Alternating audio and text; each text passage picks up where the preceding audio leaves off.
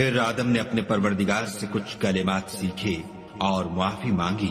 تو اس نے ان کا قصور معاف کر دیا، بے شک وہ معاف کرنے والا اور صاحب رحم ہے۔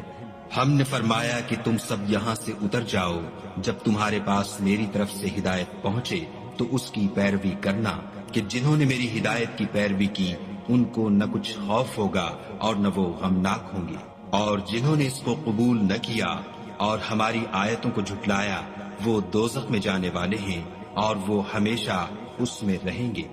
اے آل یعقوب، میرے وہ احسان یاد کرو جو میں نے تم پر کیے تھے، اور اس اقرار کو پورا کرو جو تم نے مجھ سے کیا تھا،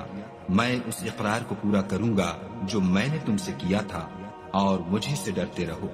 اور جو کتاب میں نے اپنے رسول محمد صلی اللہ علیہ وآلہ وسلم پر نازل کی ہے، جو تمہاری کتاب تورات کو سچا کہتی ہے، اس پر ایمان لاؤ